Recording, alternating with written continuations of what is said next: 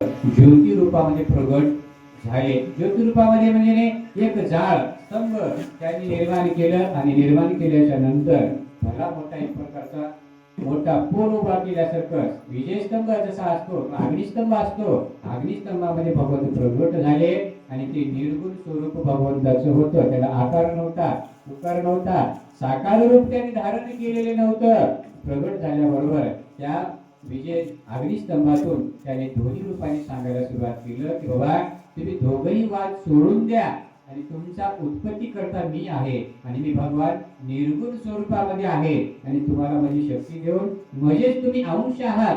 तुम्हाला मी सृष्टीच्या कल्याणासाठी सृष्टीच्या संचलनासाठी निर्माण केलेला आहे, उत्पत्ती केलेला आहे. तुम्ही वाद सोडून द्या असं म्हणल्याच्या नंतर ते दोघे शांत झाले आणि त्यांनी सांगायला सुरुवात केली भगवंता यांना तरी कसं माना. आता एखाद्याच्या मनामध्ये अभिमान निर्माण झाला त्याला अभिमानाला काय करावं लागेल. एखाद्याला ज्ञानाचा अभिमान झाला असेल तर त्याला ज्ञानी माणसानं उदाहरण पटवून देऊन शास्त्राचा अर्थ करून काय करावं लागतं. ज्ञानी माणसाचा अभिमान कशा कुठपर्यंत आहे, त्याची बुद्धी तरी कुठपर्यंत आहे, शास्त्राचा माहिती तरी कुठपर्यंत. त्याला ज्ञानी माणूसच परीक्षा घ्यावी लागते तर गपचीप बसते, नाहीतर बोलू देते का कोणाला, बोलू देत नाही. कारण ज्ञानाचा अभिमान आपल्याकडे जर आला तर विषयाचा परिणाम करतो आणि जर तेच ज्ञान प्रेमानं आपण जर वाटायला सुरुवात केलं ते अमृताचं काम करतं. शास्त्राचा नियम आहे म्हणून कुठलेही ज्ञानी असो कुठलंही विद्या असो आपल्याला गर्वानं काही करता येत नाही. पुष्कळ त्यांनी तत्वज्ञान सांगितलं पण ब्रह्मदेवाला आलेला अहंकार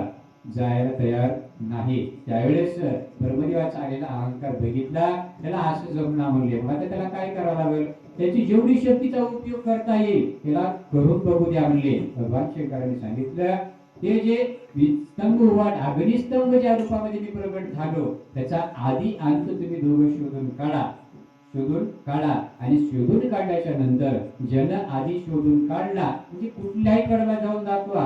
हे जे विजयस्तंभ उभा केलेला आहे एक अग्निस्तंभ त्याला एकाने वरच्या साईडला जायचं आणि एकाने खालच्या साईडला जायचं. त्या अग्निस्तंभामध्ये प्रवेश करून ज्याला कड घटलं त्यानं श्रेष्ठ, ज्याला कड घटला नाही आता आपल्या भाषेमध्ये ज्याला अंत घटला नाही त्यानं बरिष्ठ असं त्यांनी सांगितलं. आणि सांगितल्याबरोबर ब्रह्मदेवाने लगेच हंसाचं रूप धरलं आणि वराह रूप भगवान महाविष्णूने धरलं आणि महाविष्णू नम्र होते, त्यांनी मानलं होतं पण ब्रह्मदेवाला मात्र गर्व आलेला होता. त्या गर्वाचं हरण करण्यासाठी इथं भगवंताने लीला केली आणि हंस रूप पटकन ब्रह्मदेवाने धरलं आणि त्या अग्निस्तंभामध्ये प्रवेश केला. वरच्या साईडला जायला सुरुवात केली म्हणजे अंत शोधायला सुरुवात केली. आता निर्गुण स्वरूप होतं, अग्नीचा स्तंभ भला मोठा होता, त्याच्या अंगाची लाई व्हायला सुरुवात झाली. पण आदिमान बसू देते का महाराज, बसू देत नाही. माणूस मरून जाईल, काही माणसं देह त्याग करतील पण आपली तट मात्र खरी केल्याशिवाय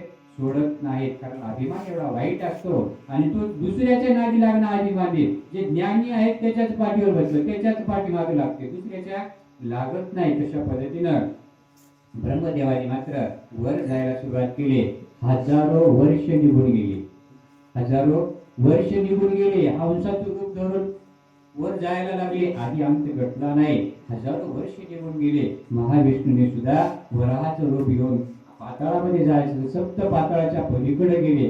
कुठलाच अंत लागलेला नाही. आपल्याला अंत लागत नाही. आपण हे अंत शोधण्याच्या कॅपॅसिटीचे किंवा एक प्रकारचे आपली क्षमता आपली शक्ती तेवढी नाही. आपण याच शक्तीपासून उत्पन्न झालो आहोत असं महाविष्णूला वाटलं. त्याचा आदिअंत शोधणं आपल्याला होणार नाही. हे श्रेष्ठ भगवंत आहे म्हणून त्यांनी बाहेर त्या अग्निस्तंभातून बाहेर निघाले. जिथे युद्धस्थळ चालू होतं पूर्वी तिथे उभा टाकले पण ब्रह्मदेव मात्र बाहेर निघायला तयार नाही. हजारो वर्ष निघून गेले. आपला वर्ष आणि देवाचं वर्ष ह्याच्यामध्ये फरक आहे महाराज, फरक आहे.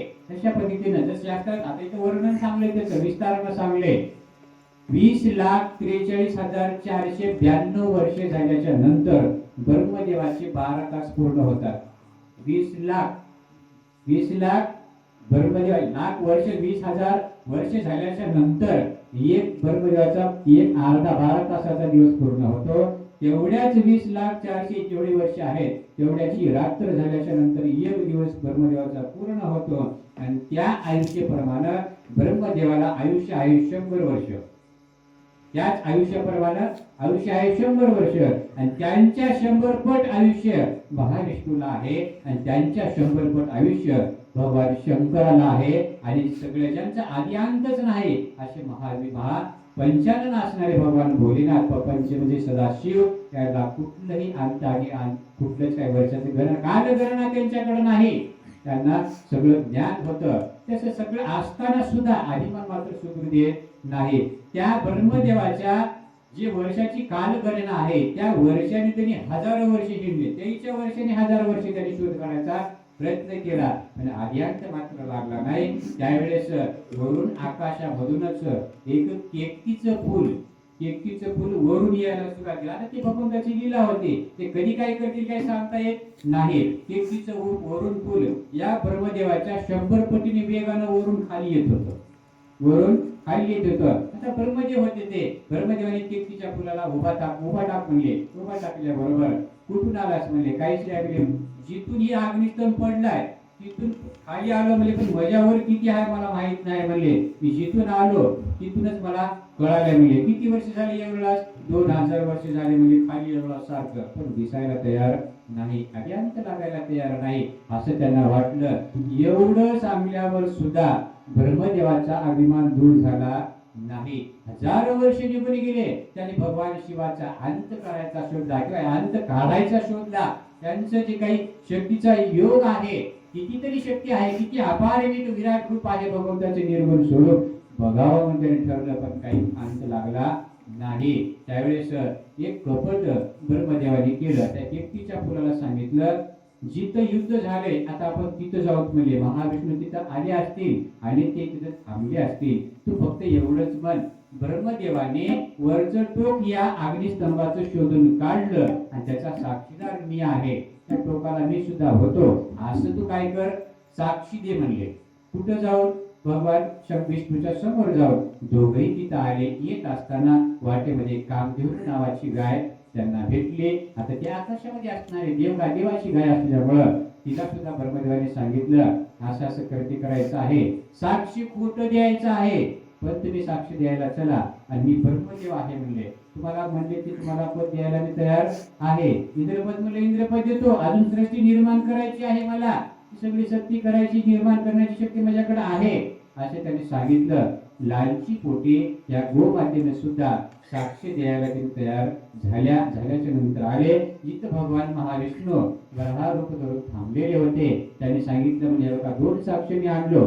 वरचा टोक मी या अग्निस्तंभाचा शोधून काढलंय असं म्हणून त्यांनी सांगितलं. केकटीच्या फुलाला विचारलं. त्यांनी सांगितलं हो यांनी टोक उडवून काढलंय तेव्हा अंत त्यांचा शोधून काढलंय असे त्यांनी बोललं. आणि गो मातेने सुद्धा तसे साक्षी खोटी दिली. त्यावेळेस भगवान शंकराला म्हणजे शिवाला राग आला आणि त्याने भैरवाला प्रगट त्याच दोन्हीतून केलं अग्निस्तंभातून केलं आणि ब्रह्मदेवाचं 5वं मस्तक त्याने उडून टाकलं. कोण भैरवाने उडून टाकलं. ज्या अभिमान मुखाला आला होता तो अभिमानाचा मुख मात्र त्याने खंडित केल्याबरोबर इथं भगवान महाविष्णूने हात जोडले म्हणजे देवा तुमचा आदि अंत आम्हाला शोधता येणार नाही. तुम्ही निर्गुण स्वरूपात आहात आणि पराशक्तीच्या पुढचे आहात. आम्हाला तुम्हाला आमचे तुम्ही गुरु आहात असं म्हणून त्यांनी हात जोडून उभा टाकले. भगवान शंकर मूर्ती रूपामध्ये प्रगट झाल्याच्या नंतर जे अग्निस्तंभ होता त्याला लिंग रूप म्हणतात. हेच लिंग रूप आपल्याला लिंगाच्या रूपामध्ये प्रगट झालं म्हणजे पिंडीच्या रूपालाच लिंग रूप म्हणतात. हेच अग्निस्तंभ रूपामध्ये भगवंत प्रगट झालेले. त्या लिंग रूपाची स्वरूपाची पूजा तेव्हापासून सुरुवात झाली. लिंगाची पूजा झाली. भगवान शंकर प्रगट झाले आणि त्यांनी केकटीच्या फुलाला श्राप द्यायला सुरुवात केलं. तू खोटी साक्षी दिलास म्हणले. आणि भगवान शंकर त्यांनी सांगितलं ज्यावेळेस ब्रह्मदेव सृष्टी निर्माण करतील त्या सृष्टीमध्ये तुझी पूजा मला तू पूजेसाठी उपयोगी होणार नाहीस. मी तुला माझ्या पूजेतून त्याग करतो असं केकटीच्या फुलाला ब्रह्मदेवाला आणि गोमातेला भगवान शाप द्यायला सुरुवात केली. ब्रह्मदेवाला सांगितले तुम्हाला सृष्टी करायचा अभिमान निर्माण झाला. सृष्टी करायची शक्ती तुम्हाला मी प्रदान केलेली आहे पण तुम्ही अभिमान केल्यामुळं केलेल्या सृष्टीमध्ये तुमची कोणीही पूजा करणार नाही. कोणीही मंदिर बांधणार नाही. तुमचं कोणी नामजप सुद्धा करणार नाही असा शाप भगवान शिवाने दिला आणि गोमातेला दिला. 33 कोटी देव तुझ्या शरीरावरती राहतील, पण तुझं तोंड मात्र अपवित्र राहील. तोंड म्हणजे चारा खायचे जेवढा भाग आहे तेवढा मात्र अपवित्र राहील, बाकीचे सगळं शरीर पवित्र राहील असं गोमातेला सुद्धा भगवान शिवाने श्राप दिला.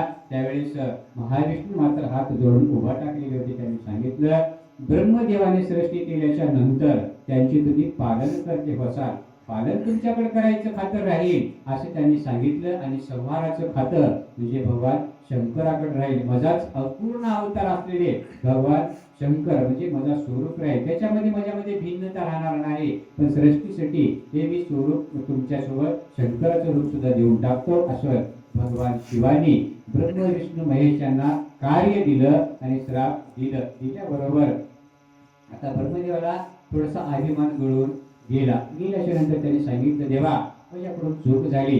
लेकरू जर चुकणार, लेकरू चुकलं तर आईला माफ करावं लागतं की नाही महाराज? करावं लागतं, कारण तुमच्यापासून आमची उत्पत्ती झाली, आमचे माता पिता तुम्ही आहात आणि मला तुम्ही क्षमा करा. सृष्टीचा एवढा मोठा कारभार जर देऊन माझं जर कोणी पूजन व अर्चन करत नसेल तर माझ्या मनाला काय वाटेल? म्हणले, आपण 100 वर्षे 100 एकर जमीन कमवावी आणि घरच्यांनीच आपल्याला विचारू नये, काय वाटते हो माणसाला? जमणार नाही देवा म्हणले, त्याचं काहीतरी पर्याय काढा. असं बोलल्याच्या नंतर ब्रह्मदेवाला सांगितलं, माझं कुठलंही वचन होणार नाही, शाप होणार नाही, परंतु ज्यावेळेस यज्ञ करतील, ज्यावेळेस यज्ञ करायला ठरवला जाईल, ब्राह्मण करतील, त्यावेळेस सुरुवात तुझ्याच नावापासून होईल. म्हणले, तुला आशीर्वाद मी देतो, सगळं ब्रह्मयज्ञ तुझ्याच स्वरूपाने होईल किंवा तुझ्याच नावाने होईल आणि तुझं पूजन केल्याशिवाय आमचं पूजन स्वीकार आम्हाला होणार नाही असं भगवंतानी मात्र आशीर्वाद ब्रह्मदेवाला दिला. मग काय त्यांनी सांगितलं, दुसरी गोष्ट त्यांना तत्वज्ञान दिलं आणि त्यांना गुरुमंत्र दिला आणि ओम नमः शिवायचा मंत्र दोघांनाही भगवंतांनी कानमंत्र दिला आणि त्यांना दीक्षा देऊन आपले त्यांनी शिष्यत्व पत्कारलं दोघांनी आणि त्यांचे गुरु भगवान शंकर झाले. आणि सांगितलं, हरिहरामध्ये भेद कधी करायचं नाही, महाविष्णू वेगळे आणि भगवान शंकर वेगळे कधी म्हणायचे नाही. हरिहरा भेद